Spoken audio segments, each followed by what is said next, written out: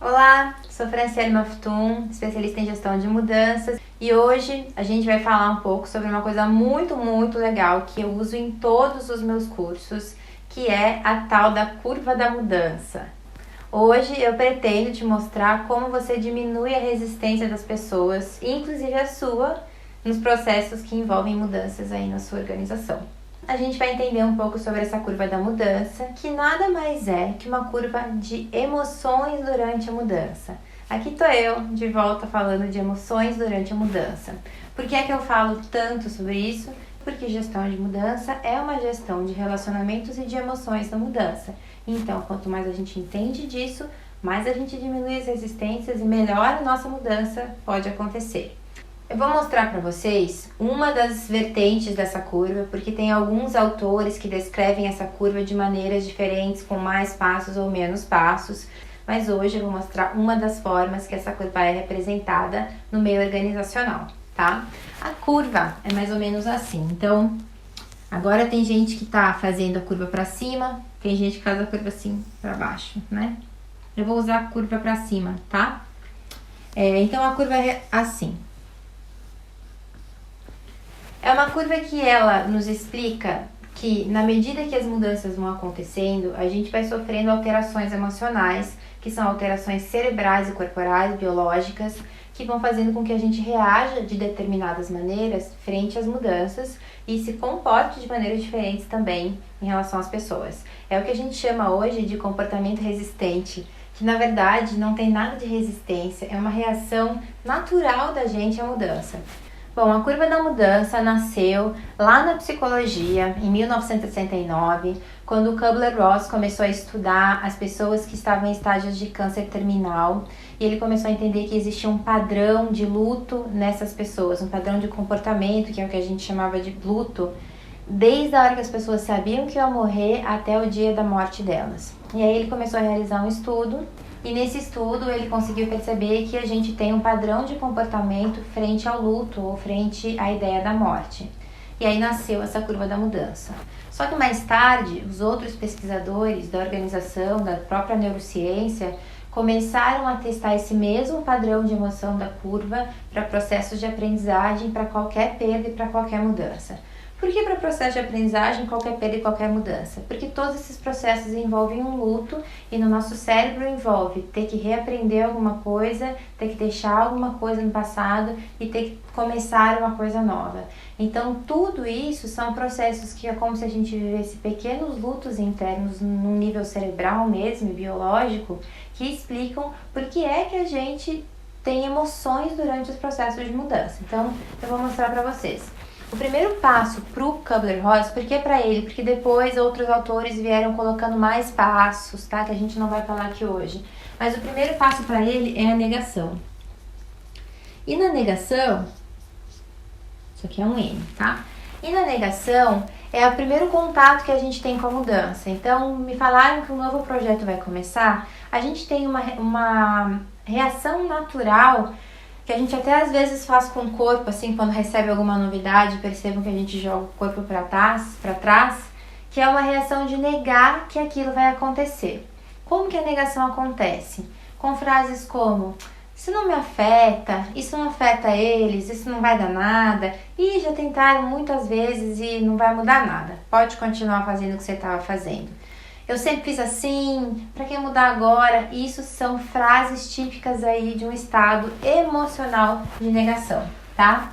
E o que acontece na negação? Na negação, a gente já tá em resistência, vamos colocar assim. Porque como a gente não quer emocionalmente entrar em contato com a mudança, porque a mudança envolve uma quebra de padrão mental, envolve uma perda interna pra gente, a gente nega para não entrar em contato. Algumas pessoas ficam muito tempo na negação, algumas organizações também ficam muito tempo na negação. E é aí que mora o problema, porque negação todo mundo vai sentindo um processo de mudança uma hora ou outra. A questão é se a gente vive nesse processo emocional e não consegue sair dele.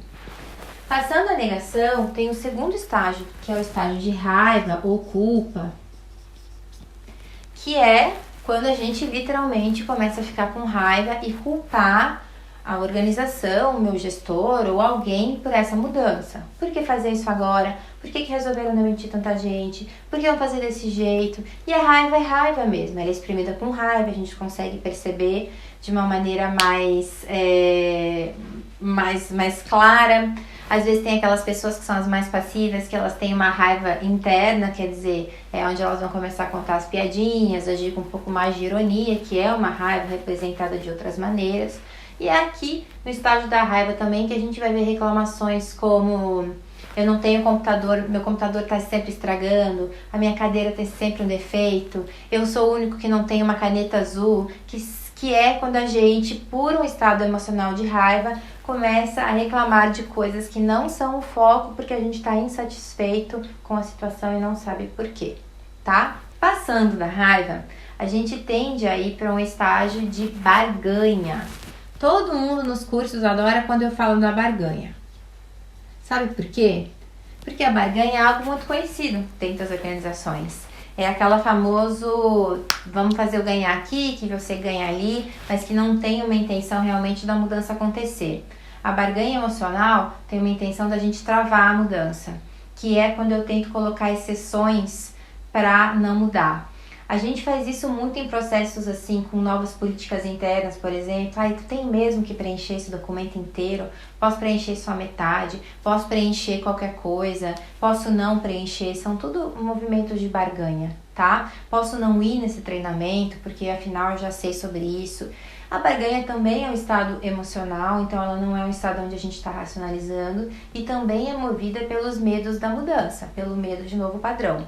Até agora, essa curva inteira aqui, ela é movida por medos de mudar, tá? E também é por isso que não adianta a gente lidar com as reações emocionais da mudança gerando mais medo, punindo as pessoas. A gente tem que ter uma maneira mais inteligente de lidar com isso. Passando a barganha, a gente tem um estágio aí que a gente fala muito também, que é o de depressão, que é quando a gente desiste de tentar. O que é o desistir de tentar? É aceitar a mudança, então isso não é bom? Não, porque eu aceito mentalmente, eu não aceito corporalmente nem afetivamente. Então é quando eu não falo mais o que eu penso, paro de ir nas reuniões porque não adianta nada, ou vou e fico calado, não me esforço mais, não me comprometo mais. Mas não por uma responsabilidade minha, porque eu não queria. Porque eu estou emocionalmente dentro de um processo onde eu acho que não vale mais a pena eu tentar mudar. Então eu finjo que tá tudo bem e vou fingindo que estou fazendo a mudança. Até acontecer a primeira dificuldade, até acontecer a primeira coisa que não estava prevista dentro disso, e aí eu me desregulo de volta emocionalmente e volto lá pro começo da curva. Depois da depressão, a gente tem o outro passo, que é a aceitação. Aqui que tem uma diferenciação aí entre autores, que alguns autores colocam a experimentação, que é o eu experimento, que realmente acontece também no cenário, e até o aceitar. E a aceitação é quando então eu aceitei internamente que a mudança aconteceu, e é só depois disso que eu vou começar a procurar soluções. Então veja, a gente quer que as pessoas na organização vão da mudança, da comunicação da mudança, direto para a solução. E é humanamente impossível porque as nossas emoções não nos permitem a gente ir tão rápido para a solução. Tesseli, mas eu não tenho problema nenhum com mudança, eu vou direto para a solução. Não deve ser uma mudança, então, que você não conheça. Deve ser uma mudança que você já conhece, que você já fez outras vezes. Ou você tem uma questão, só que você mesmo não identifica. A maioria das pessoas que me diz que não tem problema e vai direto para aceitação, geralmente está parado na negação, achando que não tem dificuldades, mas tem. E aí, quando elas recebem feedbacks das outras pessoas dizem: não, mas você é irônico, você quer que todo mundo mude do seu jeito. Ou seja, você não está mudando, você só está mandando os outros mudar. Então, a gente tem que avaliar com muita honestidade aonde a gente permanece mais tempo nessa curva. Porque essa curva, ela não é assim tão linear. Cada um de nós fica num lugar mais tempo, depois vai pro outro. A gente às vezes volta, vai da depressão pra raiva, da raiva pra aceitação. Acontece alguma coisa, a gente regride no sentido emocional de aceitar a mudança. Mas o mais importante é vocês entenderem que isso acontece com todo mundo e que a gente tem duas coisas para fazer em relação a isso. O que a gente tem que fazer é, primeiro, se entender nesse processo. Aonde eu fico mais? Por que eu fico mais assim? Quais são os comportamentos quando eu estou em negação? O que eu faço quando eu estou na raiva? O que eu faço quando eu vou para a barganha? Então, a primeira coisa, você olha para si. E a segunda, conseguir identificar que as pessoas estão nesse processo também. Por quê? Porque se as pessoas estão nesse lugar, em qualquer lugar da curva, né, a não ser na aceitação, elas não vão conseguir te escutar e entender o que você está dizendo. Elas estão em um processo emocional. Elas não estão conseguindo conectar com a razão. Nessas horas, tem técnicas que a gente pode fazer para tirar as pessoas desse lugar. Uma delas, que não chega nem a ser uma técnica, ela é uma habilidade, que é a habilidade da empatia. Existe uma técnica de perguntas empáticas, a gente tem o mapa da empatia que você já deve ter recebido, ele serve para tirar as pessoas desse lugar ou para impedir que elas fiquem muito tempo ali. E aí tem técnicas da própria comunicação que a gente vai fazendo pergunta socrática para tirar as pessoas, apreciação avaliativa, reframing, que são técnicas que a gente usa cognitivas, né, na gestão de mudanças para ajudar as pessoas a irem para a solução com o menor sofrimento possível. Mas assim, quem realmente tem interesse em fazer uma mudança efetiva e focada nas pessoas, que é o que eu tenho falado aqui há tanto tempo, a primeira coisa é entender que isso é um processo natural, só que ele é ruim quando as pessoas permanecem nele muito tempo. Então eu entendo, eu espero que as pessoas vão ter um impacto e por isso eu preparo as minhas ações de mudança e as minhas comunicações de um jeito que diminua esse impacto de prontidão, esse impacto de surpresa, porque as pessoas precisam de um tempo.